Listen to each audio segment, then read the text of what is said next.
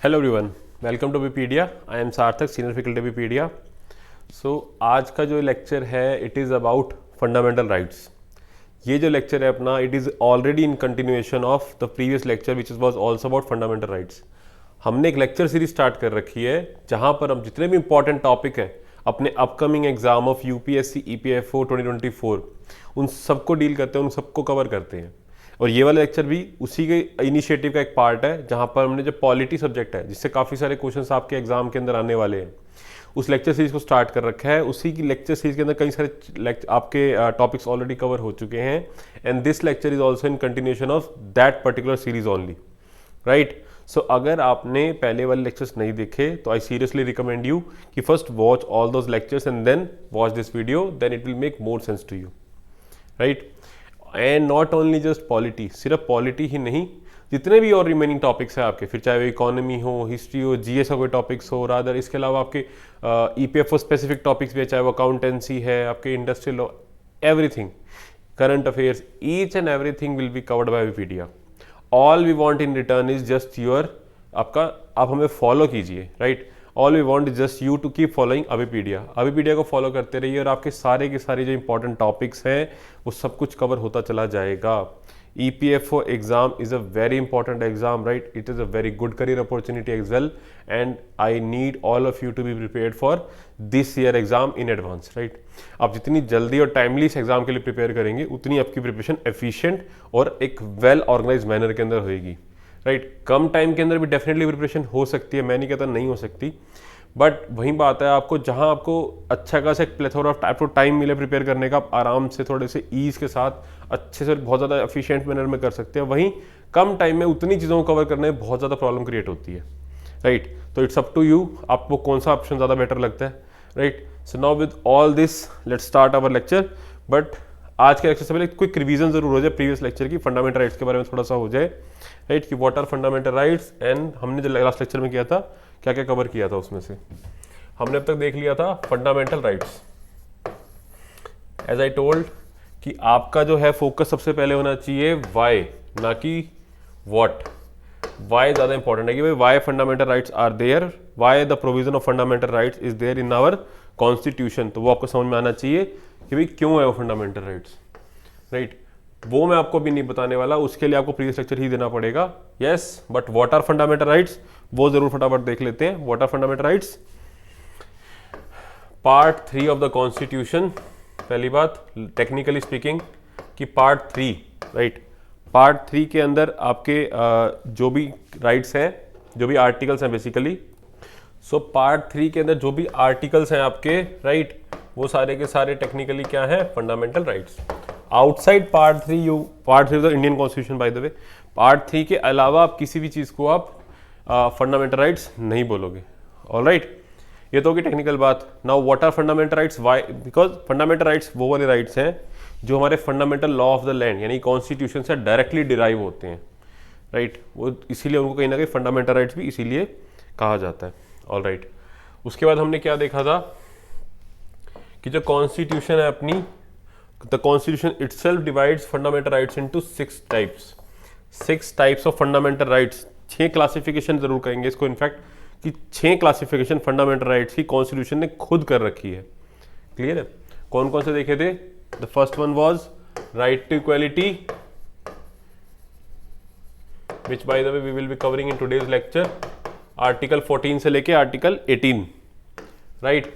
Then what was it, just a second, then it was right to freedom, article 19 to 22, yes or no। देन आपका right against exploitation, clear है, 23 to 24। And then comes right to freedom of religion, 25 to 28।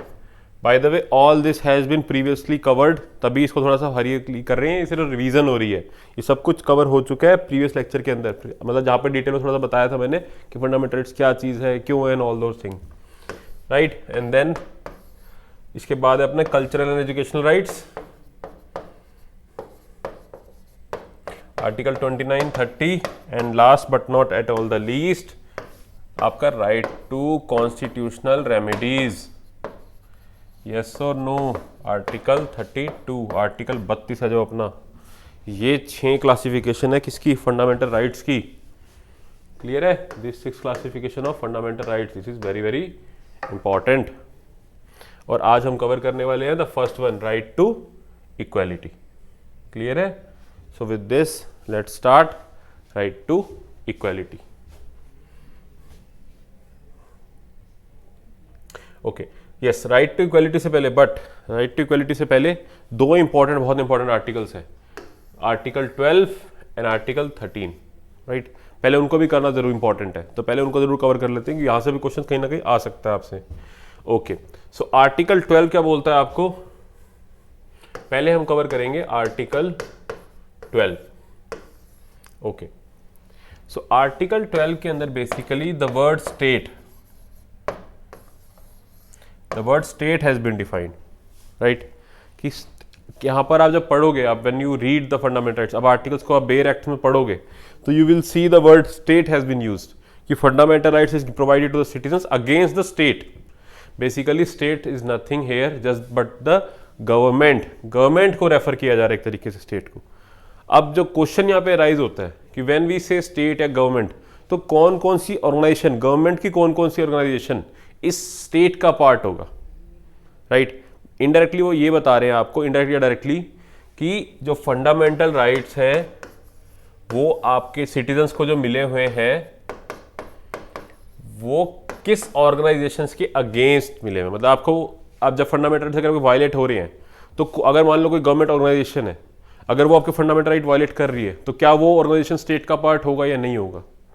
Let's say LIC है या फिर NHPC है, ये भी government की कंपनी है, तो क्या ये भी स्टेट का पार्ट होंगे या नहीं होंगी, राइट। क्या स्टेट गवर्नमेंट है जो, क्या स्टेट जो अंदर लेजिस्लेचर है, क्या वो गवर्नमेंट का पार्ट होगा कि नहीं होगा। सो ऑल दीज थिंग्स, मतलब आपके फंडामेंटल राइट्स आपको किस बॉडी के अगेंस्ट मिले हुए एक तरीके से वो डिफाइन हो रहा है आर्टिकल 12 में।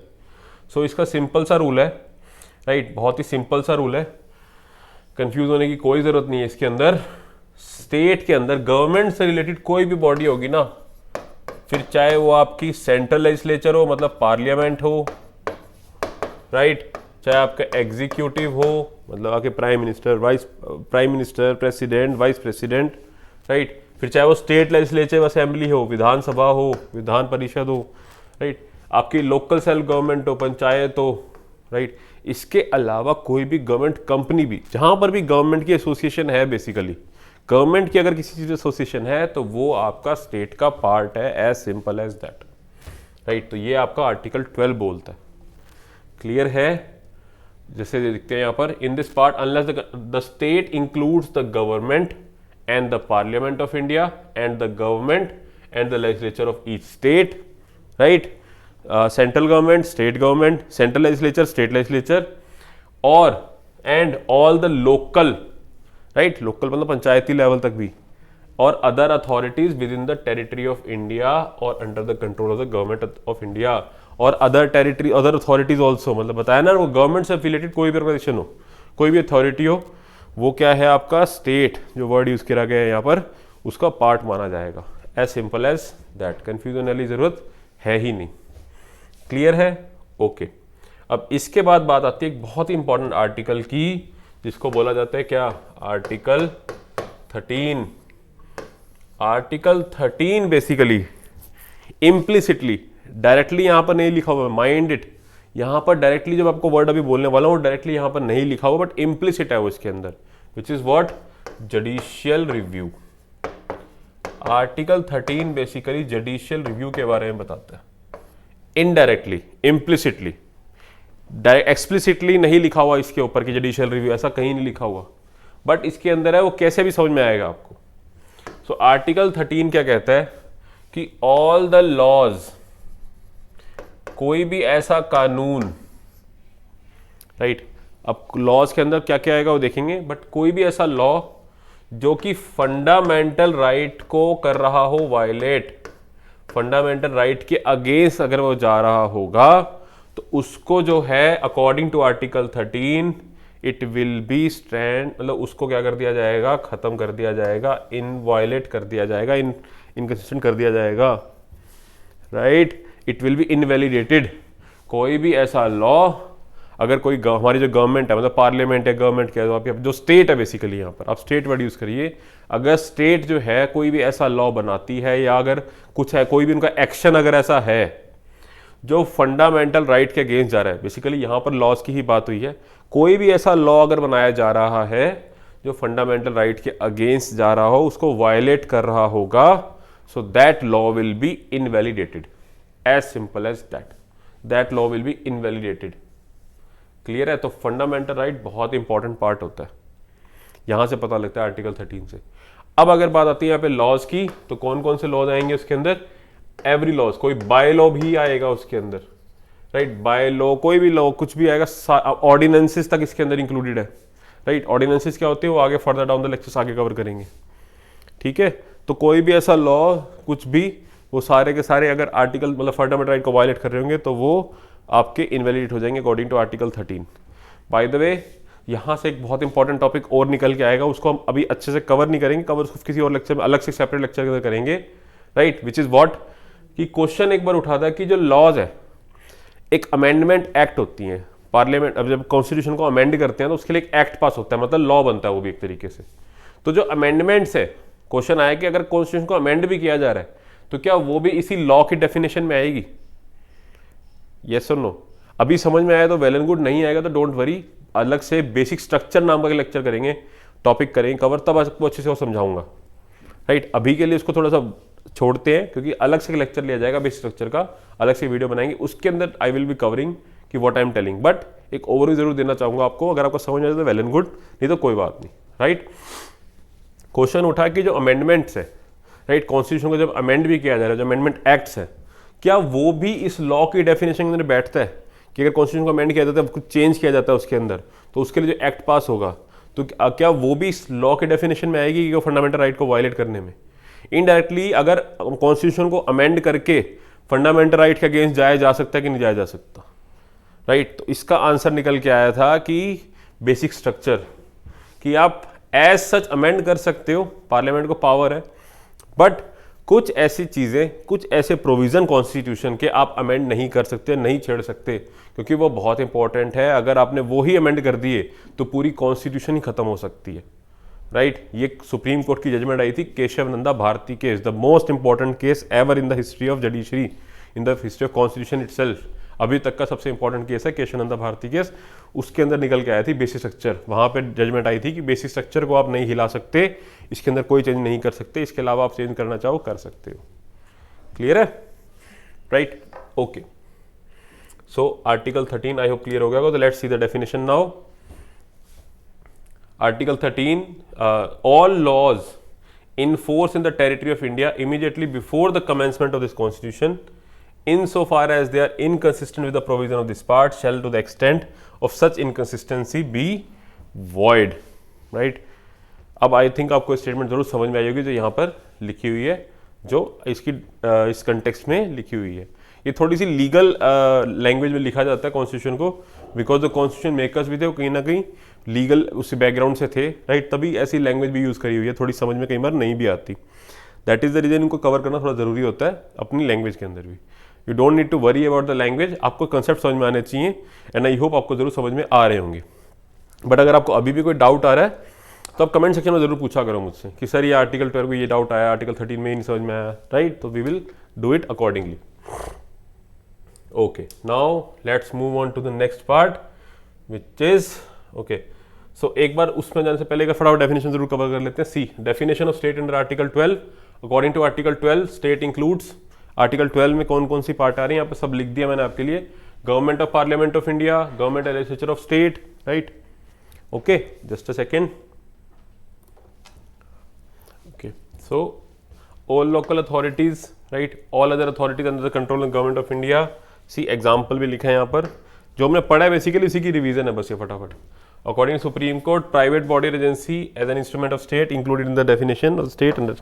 ये कह रहे हैं कि कोई भी ऐसी प्राइवेट अथॉरिटी भी, लास्ट लाइन, अगर वो स्टेट के अंदर काम कर रही है तो वो भी आर्टिकल 12 के अंदर आएंगे, लाइक BCCI, क्लियर है? So this was article 12, right? Okay, article 13 भी यहाँ पे यहीं पे कह रहा है कि provision for laws violating fundamental rights. Article 13 of the Indian constitution declares that all laws that are inconsistent with or in derogation of any of the fundamental rights shall be void. This power has been conferred on the Supreme Court and the High Courts, right? अभी बताते हैं इसको भी. Further, the article declares that a constitution amendment cannot be challenged as it is not a law, right? However, the Supreme Court in the case of the Bharti case held that a constitutional amendment can be challenged if it violates a fundamental right. All right. So ये यहाँ पे क्या कह रहा है? ये कह रहा है, अभी आपको बताया कि ठीक है कि अगर कोई लॉ ऐसा बनता है कि जो फंडामेंटल राइट को क्या कर रहा है, वायलेट कर रहा है, राइट? तो उसके अगेंस्ट आप जाओगे कहाँ पर, राइट? किसी को, ऑर्गेनाइजेशन को तो पावर दी होगी ना कि आपका जो लॉ फंडामेंटल राइट वायलेट हुआ है आपको वापस वो फंडामेंटल राइट मिले, जस्टिस मिले बेसिकली. तो वो पावर दी गई है किसको? सुप्रीम कोर्ट को, और हाई कोर्ट को भी दी गई है. सुप्रीम कोर्ट को अंडर आर्टिकल 32 हम देखेंगे जब, right to constitutional remedies. That is the reason, और बहुत ज़्यादा ही इंपॉर्टेंट आर्टिकल है, और इसी वजह से उसको heart and soul of the constitution भी कहा गया था by the father of the Indian constitution mister B.R. Ambedkar, right? And the same thing, same power, but थोड़े से डिफरेंट चीज़ें हैं, थोड़ा सा ट्विस्ट है यहाँ पर. That has been given to the high court as well. High courts के पास भी पावर है ये वाली कि अगर आपका फंडामेंटल राइट वायलेट होए तो वो आपको वापस मिले, and that is under given under article 226 के अंदर हाई कोर्ट्स को भी कहीं ना कहीं पावर दी हुई है, और आर्टिकल 32 के अंदर सुप्रीम कोर्ट को सेम पावर मिली हुई है. क्लियर है? वो कैसे मिलेंगे? वो रिट्स वगैरह इशू करके आर्टिकल 32 जब कवर करेंगे तब अच्छे से देखेंगे इन चीज़ों को, राइट? और आर्टिकल 226 जब करेंगे, राइट, जुडिशरी के अंदर. बट आर्टिकल 32 के टाइम पे तो 26 के बारे में ज़रूर बात करेंगे एक बार. क्लियर है? और बाकी वही लिखा है भी आपके सामने कि कॉन्स्टिट्यूशनल अमेंडमेंट जो है, right, constitutional amendment can not be challenged as such. ठीक है, इस पे तो पूरी कहानी चलेगी बेसिक स्ट्रक्चर तक. क्लियर है? All right. Now right to equality. Right to equality का जस्ट एक ओवरव्यू होगा आज, ठीक है? उस एक ओवरव्यू कवर करेंगे, थोड़ा सा चीज़ों को कवर करना है, अंडरस्टैंडिंग डेवलप करेंगे कि राइट टू इक्वालिटी होता क्या है, कैसे कैसे समझना है. Clear? All right. First of all articles कौन कौन से हैं इसके अंदर? Article 14 to 18 factual checking. Clear है? और जब आप पढ़ेंगे ना आर्टिकल 14, 15, 16, 17 और 18, आपको ये चीज़ जरूर रियलाइज होगी क्यों इन आर्टिकल्स को राइट टू इक्वालिटी में डाला गया है, और बाकी सारी जो क्लासिफिकेशन है वो किस बेसिस पे करी गई है. कि लाइक आर्टिकल 19 को क्यों नहीं डाला राइट टू इक्वालिटी में, आर्टिकल 18 तक ही क्यों? जब आर्टिकल्स को आप पढ़ेंगे आपको अपने आप समझ में आ जाएगा ये चीज़ें. क्लियर है? Okay. So now let's move on to article 14.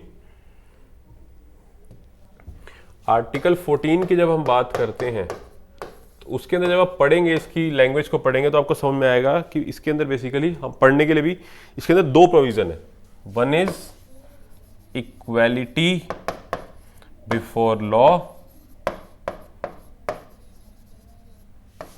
Other is equal protection of law. इसको नॉर्मली EBL बोलता हूं मैं, एंड दिस इज, इसको नॉर्मली EPL ऐसे बोल के याद रखते हैं कि ये दो प्रोविजन आर्टिकल 14 है. One is EBL, other is EPL, right? IPL नहीं, EPL है, ध्यान रखना चीज़ का. आई नो बहुत बैड जोक था, बेकार जोक था, बट ठीक है, चलता है. चीज़ें याद रहनी चाहिए, कई बार ऐसी ऐसी बातों से चीज़ें याद रह जाती हैं. वो ज़्यादा इंपॉर्टेंट है कि एग्जाम में क्वेश्चन आया, किसी भी तरीके से आपको आंसर क्लिक कर गया, बात खत्म. करेक्ट आंसर मारना है, नंबर निकालने हैं, ऑफिसर बनना है, बात खत्म. बस ये टारगेट होना चाहिए आपका. ठीक है? कैसे क्या बस दिमाग में रखना है. बच्चे तो बहुत ही ज़्यादा अलग अलग टाइप के निमोनिक्स बनाते हैं. आपको भी अगर हो सके तो प्रैक्टिस डेवलप जरूर करनी है. कैसे भी करके आपको चीज़ें बस दिमाग में बैठनी चाहिए. जो थोड़ी बहुत फैक्चुअल नॉलेज है, इन्फॉर्मेशन है, वो निमोनिक की हेल्प से आप डेफिनेटली याद कर सकते हैं, राइट? मैं भी आपको निमोनिक ऐसे बताता रहूँगा टाइम टू टाइम. क्लियर है? तो that is the reason I am telling you, just keep following अबीपीडिया. अबीपीडिया को फॉलो कीजिए, बहुत अच्छे से ढंग से चीज़ें कवर होंगी. ठीक है? मज़ा भी आएगा पढ़ने में, राइट? ओके. सो अब आते हैं इक्वालिटी बिफोर लॉ के ऊपर. पहले बाय द वे इक्वालिटी की जब बात करते हैं तो इक्वालिटी तो अपने आप में ही बहुत इंपॉर्टेंट चीज़ है, इसको समझाने की जरूरत नहीं है. जब तक आप बराबरी का दर्जा नहीं देंगे ना सबको, तब तक सोसाइटी के अंदर फंडामेंटल राइट्स आप एंजॉय नहीं कर पाएंगे. बहुत ज़रूरी चीज़ है कि आपको as an citizen of India सबको बराबरी का दर्जा मिले, सबको इक्वल ट्रीट करा जाए. ये बहुत ज़्यादा इंपॉर्टेंट होता है. तभी आप फंडामेंटल मतलब आप तभी कोई भी आप एक एज एन ह्यूमन बीइंग भी इनफैक्ट आप एक अच्छी डिग्निफाइड लाइफ भी तभी जी सकते हैं। ठीक है, तो सबको समानता का एक मौलिक अधिकार जरूर मिला हुआ है, इसीलिए that is the reason equality as a fundamental right has been provided to each and every citizen of India. Yes, no doubt there about कि there are certain exceptions also to this fundamental right, which we will be studying in the later part of this lecture series. Clear है? All right. So now let's talk about, पर एक brief introduction जरूर दूंगा आपको आज कि inequality before law क्या होता है और equal protection of law क्या होता है, so that आपके दिमाग में हर एक टॉपिक के लिए एक एक लाइन के अंदर क्लैरिटी हो। आपका टारगेट भी होना चाहिए, कोई भी टॉपिक है आपके सामने, आपके दिमाग में इंस्टेंटली इन वन लाइन आपके सामने उसकी कंसेप्चुअल क्लैरिटी होनी चाहिए कि लाइक अभी पढ़ेंगे आपको इन द एंड आपको बताऊंगा कैसे क्या बताने का मतलब था मेरा। Alright, so let's see equality before law first. Equality before law की अब जब बात करते हैं तो इसका मतलब होता है simply no special privileges to anyone, right. Everyone is equal before law. Equal before law मतलब कानून के आगे सब बराबर है। कोर्ट के अंदर कोई मैं खड़ा हूं, चाहे कोई बहुत ही अमीर आदमी खड़ा है, कोई बड़ा खड़ा है, कोई भी, each and everyone is equal in front of the law. Court के सामने सब बराबर है, किसी को भी स्पेशल प्रिविलेज नहीं मिलेंगे। ये मीनिंग है इक्वालिटी बिफोर लॉ का। As such no special privileges, absence of special privilege basically. यहां पर क्या वर्ड है? Absence, lack, absence of special privileges. But is there any exception? Yes, there are two exception. Basically कुछ exception जरूर है। For example, right, for example की जो president exception की अगर मैं बात करूं तो president as well as the governor of the state, इन दोनों को एक्सेप्शन मिली हुई है कि भी इनके लिए क्या है, कोई क्रिमिनल केस आप फाइनल नहीं कर सकते वंस एज अ प्रेसिडेंट। जब तक वो प्रेसिडेंट वाले पीरियड के अंदर है अपने, उस टाइम के अंदर कोई भी इनके अगेंस्ट, कोई भी सिटीजन ऑफ इंडिया इनके अगेंस्ट क्रिमिनल केस तो बिल्कुल भी फाइल नहीं कर सकता, फिर चाहे वो प्रेसिडेंट हो चाहे गवर्नर हो। सिविल केसेस कर सकते हैं, लेकिन उसके लिए भी 2 महीने का एडवांस नोटिस देना पड़ेगा। उससे पहले इनके अगेंस्ट कोई केस फाइल नहीं हो सकता, बिकॉज जो भी एक्शन लेते हैं वो बीइंग द प्रेसिडेंट अपने पर्सनल उसमें प्रेसिडेंट के ऑफिस के बिहाफ पे ही ले रहे होते हैं, तो इनको ये पावर प्रिविलेजेस प्रोवाइडेड है। ये एक्सेप्शन है, इसके अलावा भी थोड़ी मोड़ी एक्सेप्शन और है, ठीक है। बट मेनली आपको ये पता होना चाहिए कि इक्वालिटी बिफोर लॉ का मीनिंग क्या है। यहाँ पर एब्सेंस ऑफ स्पेशल प्रिविलेजेस, इस पे फोकस होना चाहिए आपका। क्लियर है? तो this is equality before law, right. This is just an overview for mind view. Then comes EPL, it is equal protection of law. यहां पर क्या चीज है इक्वल प्रोटेक्शन ऑफ लॉ के अंदर, right, just a second, okay. यहां पर है कि equal treatment in equal circumstances.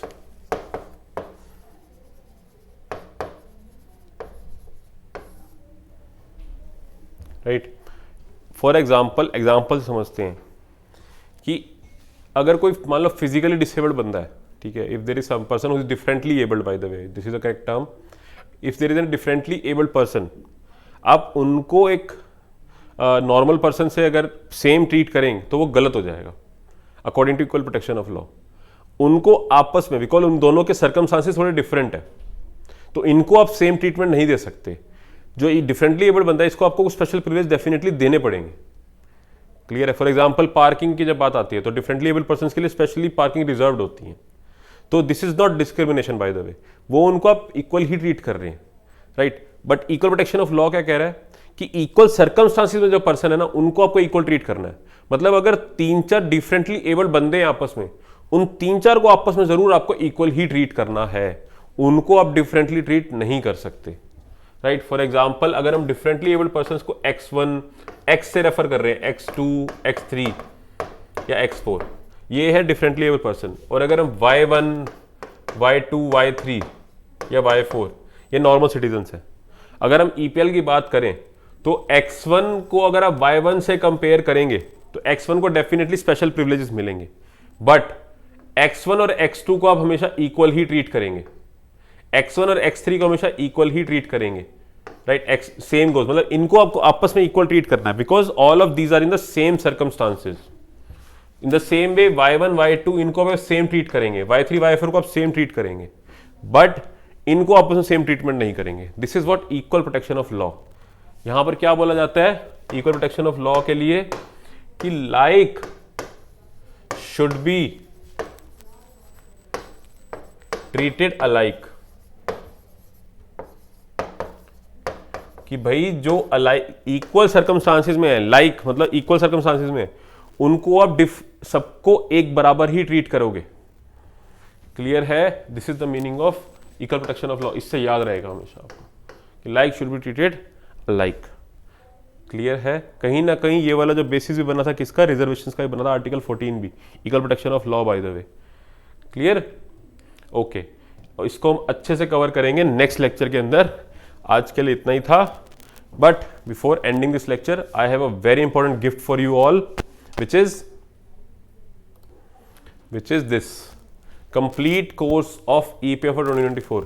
अभी पीडिया ने आपकी प्रिपरेशन को एक ईज देने के लिए, इनफैक्ट ईज ने कॉम्प्रिहेंसिव प्रिपरेशन के लिए, कि भाई आपकी प्रिपरेशन कंप्लीट हो सके, एक एफिशिएंटली ढंग से हो सके, आपको कहीं ना मतलब बार इधर उधर भटकना ना पड़े, एक ही जगह पर आपको सब कुछ मिल जाए, आपकी एंड तक प्रिपरेशन तक, इंटरव्यू इंक्लूडेड इसके अंदर, राइट। इसके अंदर आपको सब कुछ इंक्लूडेड है, फिर आपके टेस्ट सीरीज हों, आपके लेक्चर्स हों, आपकी PDFs हों, anything and everything. And the most important part it contains is the mentorship. Free mentorship is also provided under this course. It is a wonderful option for you if you are looking for a course. The registration link for this course is provided in the description box. आप उस पर click करके इस course को subscribe कर सकते हैं। साथ में सपोर्ट नंबर भी प्रोवाइडेड है, कोई भी क्वेरी या सपोर्ट नंबर पे कॉल करके आप पूछ सकते हैं, right. It is a well recommended course. बहुत ही ज़्यादा एक्सटेंसिव रिसर्च के बाद, प्रीवियस ईयर पेपर को अच्छे स्टडी करने के बाद, सिलेबस को समझने के बाद इस कोर्स को प्रोवाइड किया जाता है, और काफ़ी बहुत सारी टिप्स एंड ट्रिक्स भी डेफिनेटली इस कोर्स के अंदर प्रोवाइड करी जाती हैं, जो बहुत ज़्यादा इफेक्टिव हो जाती है एग्जाम के अंदर कई बार, right. So everything is provide there. आप इसको सब्सक्राइब कर सकते हैं, रजिस्ट्रेशन लिंक नीचे डिस्क्रिप्शन बॉक्स में है। सपोर्ट नंबर पे कॉल करके पूछ सकते हैं, और कमेंट सेक्शन में भी पूछ सकते हैं if you have any query, right. So with this I wish you good luck for your future endeavors, and until our next video, take care and bye bye. Thank you.